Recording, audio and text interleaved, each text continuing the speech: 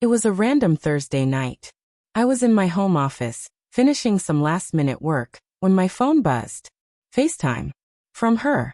My wife, Claire. At first, I smiled. She almost never called me on FaceTime. I tapped accept, expecting to see her usual warm grin. But what I saw instead made my heart stop. The camera was angled strangely, like it was propped up somewhere it shouldn't be. I could see part of a hotel room. Dimly lit, clothes scattered on the floor. And then I heard it. A man's voice. "Babe, come back to bed." For a second, I just sat there, frozen. My brain refused to process what I was hearing. Then almost instinctively, I said it. "Hi." Everything went dead silent on the other end. I could hear muffled scrambling, a gasp. Then Claire's face appeared on screen, pale as a ghost. "Ryan?" she whispered, like she had just seen someone rise from the grave. I stayed completely calm. "Yeah," I said. "FaceTime works both ways, huh?" She opened her mouth, shut it, then glanced off screen. My heart was pounding so hard I could hear it in my ears, but I didn't let it show. "You but dialed me," I said softly. "And I guess now I know where you've been on all those work trips." Claire's lips trembled. "Ryan, please just..." "No," I cut her off, still calm, still steady. "Don't explain. Don't lie. Just listen. I'll see you when you get home." And with that, I ended the call. I sat there in the dark for a long time, staring at the blank screen, letting the weight of what just happened sink in. My wife, the person I had trusted more than anyone, had just handed me the truth on a silver platter. When the front door opened hours later, I was ready. Claire walked in quietly, as if sneaking into her own home would erase what had just happened. Her suitcase was in her hand, her hair still damp from a shower. She froze when she saw me sitting at the kitchen table. "Sit," I said, my voice even. She hesitated but obeyed, placing her bag on the floor. I didn't shout. I didn't slam my fists on the table. I just looked at her. Really looked. And for the first time, I saw her clearly. "You want to tell me who he is?" I asked. Claire's mouth opened. "Ryan, I held up my hand. "Before you spin this into a story that makes you the victim, remember this. I saw everything. I heard everything. So whatever you say next, make sure it's the truth."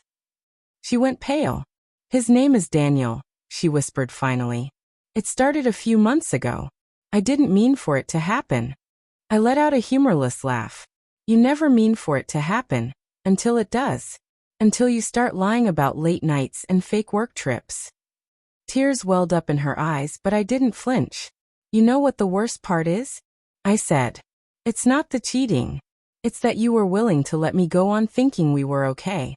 You were going to keep coming home, kissing me goodnight, smiling across the dinner table, all while living this second life behind my back." "Ryan, I love you," she said desperately. "Love?" I shook my head slowly. "Love doesn't look like this. Love doesn't sound like a man in your hotel room calling you babe." Claire sobbed now, her hands covering her face. "Please just give me a chance to make this right." "I already gave you that chance," I said quietly. "Every single day you chose him over me. Tonight, you just let me in on the secret." She looked at me, panicked, realizing for the first time that my calm wasn't anger. It was finality. "Go get some sleep," I said. "Tomorrow we'll talk about what happens next." I stood and walked out of the room, leaving her shaking at the table. The next morning, Claire sat at the kitchen table like a student waiting for a verdict. Her face was blotchy from crying, but I didn't feel pity, not anymore. I set my coffee down and sat across from her. "I thought about what you said." I began. "About making things right." Her eyes lit up with a fragile hope. "Ryan, please." I raised a hand. "I'm not sure you understand what that means. Making it right doesn't mean saying sorry and pretending last night never happened. It means owning what you did, and accepting the consequences." She swallowed hard. What consequences?" I took a deep breath. "First, you're moving out. Today. I'll have your things packed. You can go stay with a friend, or with Daniel, for all I care. Second, we're done sharing passwords, bank accounts, all of it. This marriage doesn't work on trust anymore, and I won't live like a fool." Her lip trembled. "Ryan, please, I can cut him off.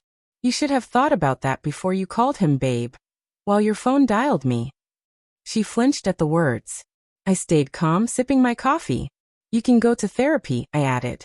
Figure out why you risked everything for a man you'll probably be bored of in 6 months. But until then, we're separated. If you want me back, if there's even a chance, it's going to take more than tears. Claire broke down, sobbing into her hands. I don't want to lose you. I stood up, my voice quiet but firm. You already did. I left her sitting there and walked out into the cool morning air. For the first time in months, I felt strangely free, like a man stepping out of a prison he hadn't realized he'd been living in. When my phone buzzed again an hour later, it was a text from Claire. Just 2 words, I'm sorry. I didn't reply, because sometimes, the most powerful thing you can say is nothing at all.